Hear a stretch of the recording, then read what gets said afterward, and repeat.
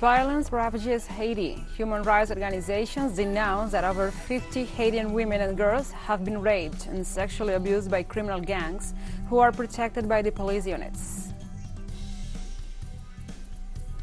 El Salvador's Congress has approved a fifth extension of the state of emergency in force since March, while the relatives' families keep demanding justice.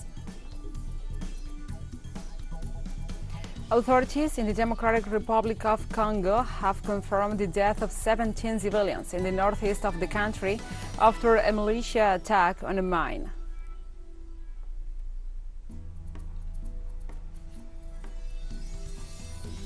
From the headquarters of TeleSUR English in Havana, Cuba, this is From the South. I'm your anchor, Gladys Quesada, and these are the news. More than 50 Haitian women and girls have been raped and sexually abused by criminal gangs, waging a violent war in the country's capital. It has also been shown that the gang members are protected by the police units.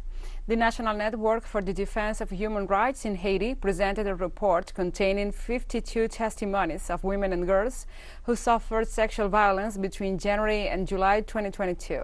The investigation exposes the abuse of minors in squares and other public places by gang members fighting for territorial control of Port-au-Prince. The human rights organization also exposed that the criminal gangs have access to state equipment and are protected by police units.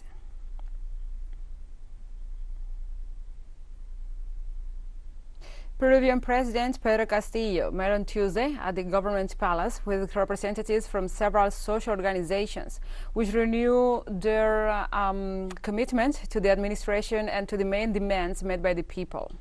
1,000 informal miners and the social leaders of Callao, the port province located in the center-west part of the country, have met with the President Castillo, to whom they explained the most pressing issues of the region, while renewing their commitment to his administration in the face of a judicial, political, and media offensive to have him removed from office.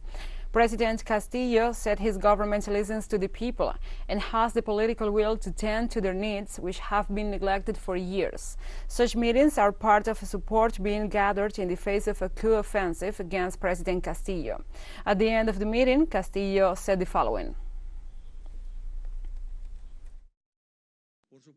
Of course we are, and we have always been willing to dialogue. And on your behalf, we will continue to call for dialogue.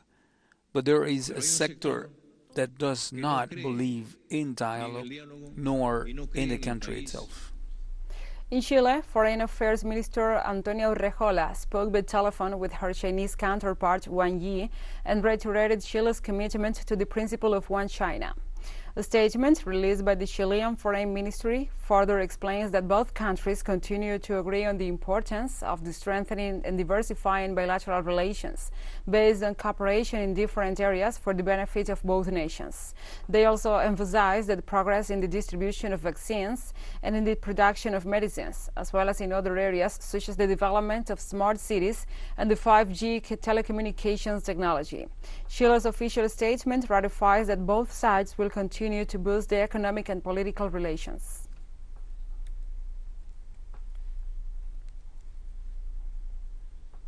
An investigation carried out by the Cuban media exposes a new set of destabilizing attempts against the island incited from the United States. Cuban dissidents residing in the United States continue to finance and promote criminal actions in Cuba. At least 2 cases were registered by the journalistic investigation. The testimonies of two young people whose names were not released show the scheme of financing sustainable actions that could cause damage to people. The Cuban opposition leader, identified as Yamila Maceo's daughter on social networks and resident of Miami in the southern United States, offered over $1,000 to a young man who gave his testimony to the Cuban media.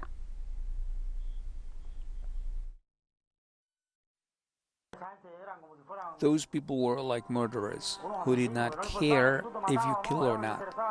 What they were interested in was the product, the money, as I say. When I went to Jamila's profile on Facebook, she sometimes put that, as I told her. But sometimes she put something else that had nothing to do with it. Everything was a lie. But the idea was to let people know that things were happening in Cuba, that Cuba was in a phase of war. That the people were against the system, that people were doing things against the system. And how much money would you say she gave you? She gave me a total of $1,150, give or take. In Mexico, the Attorney General's office of the state of Sonora confirmed on Tuesday the death of the journalist Juan Arjón López, who disappeared on August the 9th in the city of San Luis Rio Colorado, where he used to live. Arjón, 62 years old, was last seen on August 9th, but his disappearance, according to the Sonora prosecutor's office, had not been reported. The journalist, who since 2020 had directed the independent site ¿A qué le temes?, which translates as "What are you afraid of?", dedicated to police and community news, also worked as a chef in a restaurant in San Luis. According to the forensic medical report, Juan Arjón died as a result of a cranioencephalic trauma due to a blunt concussion trauma. The public prosecutor's office has assured that all lines of investigation are open. This is the 14th journalist to be killed this year.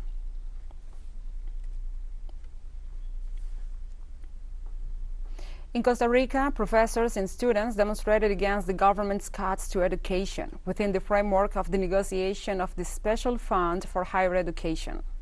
The mobilizations of the education sector took place in different areas of the city of Quesada until reaching the presidential residence as one of the main points of consultation.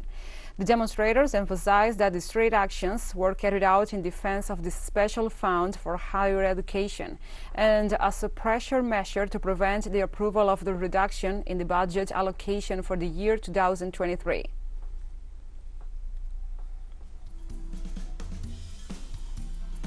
We'll take a short break now. Join us again after this.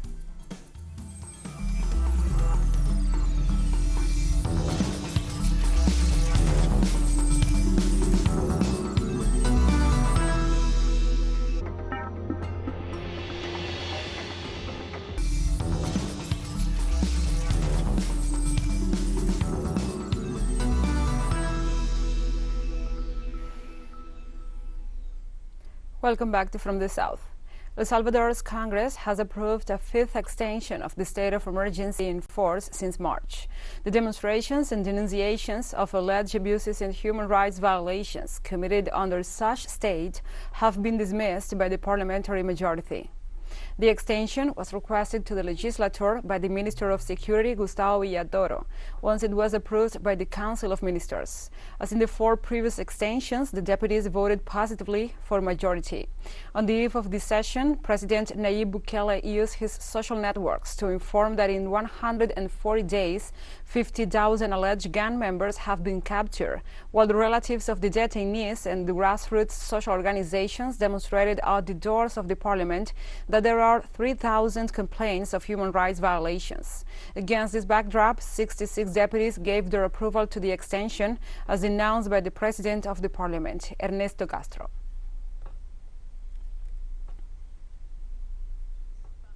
Therefore, the proposal of the Council of Ministers to extend the regime of exception throughout the national territory for a period of 30 days as of August 20 the 22nd is approved with 66 votes in favor. As Brazil's presidential candidates launched their official campaigns on yesterday, Alexandria de Morias was sworn in as the new president of the Electoral Court. In Brazil, our correspondent Brian Muir has more. 16th marked the first day of Brazil's official 2022 presidential campaign season, and current and former presidents alike gathered in Brasilia to watch the inauguration of Alexandria de Morias as president of the Superior Electoral Court, which has its work cut out for it in what promises to be one of the most complicated elections in recent history. For some time, the president of Brazil has been attacking the credibility of the electoral system, positioning himself clearly against the electronic voting system.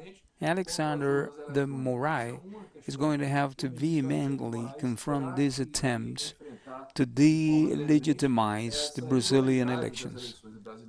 As Supreme Court Justice, Alexandria de Morias became one of the most hated figures of the Bolsonaro family and the far right for ordering the arrest of prominent fascist activists who called for violence against the court and its ministers. During Morias' inauguration speech, President Bolsonaro refused to applaud.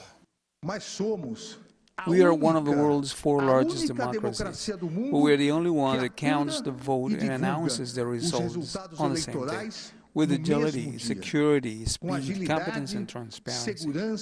This is a motive for national pride. Morias' defense of the integrity of Brazil's electronic voting system received a standing ovation. Brian Meir, TeleSUR, Recife. Thank you, Brian, for this report. And now we move on to other topics. The President of the United States, Joseph Biden, signed the so-called Inflation Reduction Act.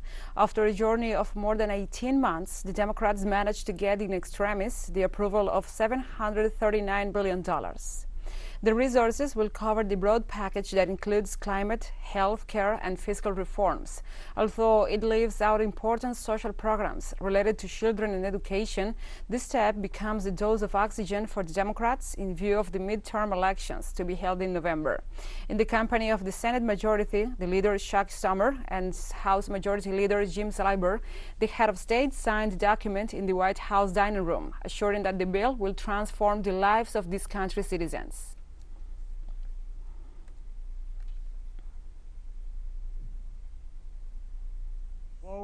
And today offers further proof that the soul of America is vibrant, the future of America is bright, and the promise of America is real and just beginning.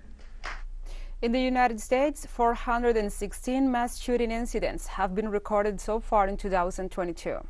According to the Gun Violence Archive, 213 children between the ages of 0 and 11 have been killed as a result of mass shootings in at least 36 of the 50 states that make up the country.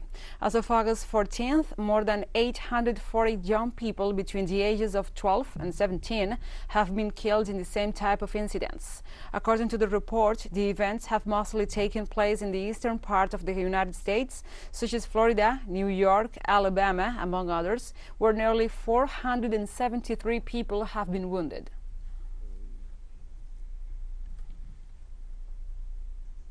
Spanish Prime Minister Pedro Sanchez said on Tuesday he hopes a gas pipeline linking the Iberian Peninsula to Central Europe through France could soon become a reality. Spain currently has 6 liquefied natural gas (LNG) terminals for processing deliveries made by huge sea tankers back into gas and injecting them into its pipeline network. But the country has only 2 low-capacity links to France's gas network, limiting its current ability to act as a conduit to boost EU gas imports. Last week, German Chancellor Olaf Scholz said a pipeline bringing gas from the Iberian Peninsula through France to Central Europe could make a massive contribution to easing the supply crisis, in remarks held by Madrid and Lisbon. Europe is currently undergoing an energy crisis as it struggles to rapidly reduce its dependence on Russian gas following the special military operation in Ukraine. A few days ago, we heard German Chancellor Olaf Scholz speaking about the need to reinforce the Iberian Peninsula's energy interconnection with the European energy market via France. This is something that Spanish government has been calling for and demanding from Europe for a long time now. And we have more news coming up after a final short break, so stay with us.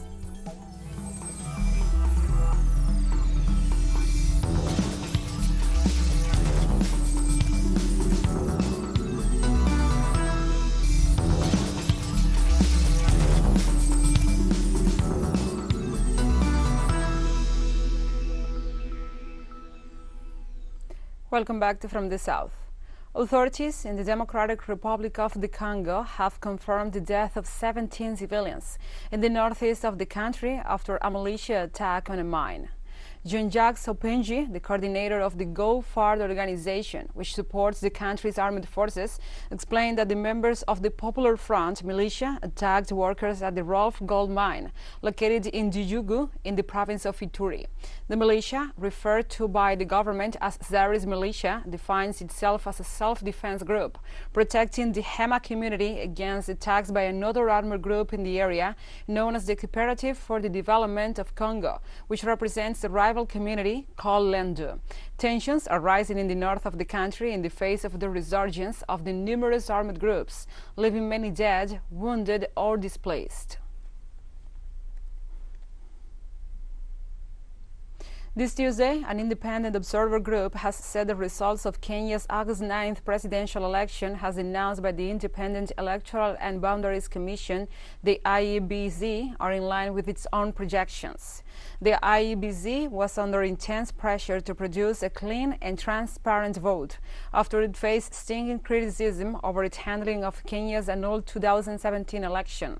The Election Observation Group, LOG, says that they corroborate results of the 2022 presidential elections and urges all political actors to act in good faith, promote peace among their supporters, and seek any redress for any grievances through the court of laws.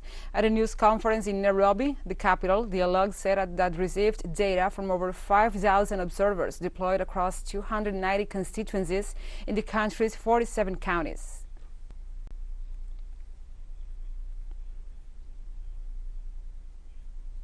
Kenya's elections chief declared Deputy President William Ruto the winner of the tithe presidential race on Monday, but some senior election officials disowned the result, fueling fears of widespread violence, like that seen after previous disputed polls. On the day after the Kenyan presidential election, results were announced in the town of Eldoret, and many supporters of William Ruto react to his winning the presidential race. There's peace, first of all. We thank God for that, because our president, William Samoei Ruto, was taken as president and he won with very many votes. And we thank God for that. There's peace. That's all we want.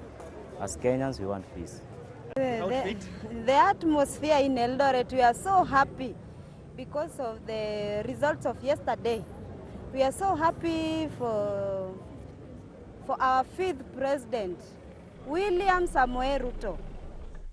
Thousands of people gathered in the South African town of Morias on Tuesday to mark a decade since dozens of striking workers were killed in the worst act of violence by the police since the end of the apartheid. Some danced and sang songs while brandishing sticks near the site of the massacre, around 100 kilometers northwest of Johannesburg.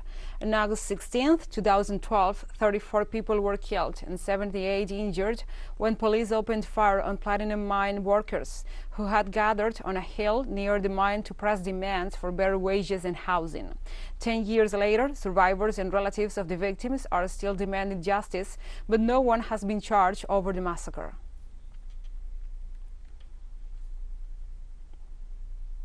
In Senegal, a man has taken his environmental activism to the streets as a way to raise awareness on the plastic pollution and the urgency to stop it. This is former military officer Modou Fall, nicknamed the Plastic Man, who has been campaigning for the preservation of the Senegalese environment for 16 years. For years, the activist has worked to raise awareness on the problems caused by the single-use plastics, particularly plastic bags. He stands out with his outfit made from recycled bags and cups. Fall decided to go around Senegal to demand legal and real action from the authorities on the issue. Senegal still produces 200,000 tons of plastic waste per year, of which only 9,000 tons are reprocessed. As the rest is dumped in the nature or on the oceans, Modou Fall's fight for over.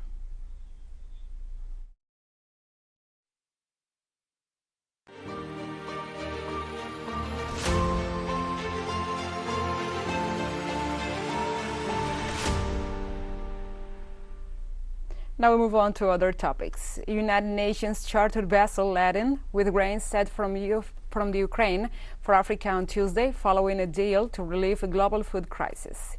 The MV Brave commander left the Black Sea port of Pindei and sailed to Djibouti for delivery to Ethiopia. The ship is carrying 23,000 tons of wheat. Ukraine and Russia agreed a deal brokered by the UN and Turkey last month to unblock Black Sea grain deliveries after Russia's special military operation. It is the first ship chartered by the UN World Food Programme, the WFP, to leave Ukraine since the start of the Russian special military operation in February, and the government has said it hopes 2 or 3 similar shipments will follow soon. TeleSUR English continues to grow. Its signal now reaches Europe. You can order it from your cable dealer or tune it yourself. These parameters that you see on the screen are in place since July 1st. Quite soon, further changes will be implemented for the signals in the Middle East and Africa. Now, more than ever, the world connects to us and our stories are heard in other farther away nations. This news multi-platform will continue providing truthful content to oppose the hegemonic media's narrative and our faithfulness to our audience.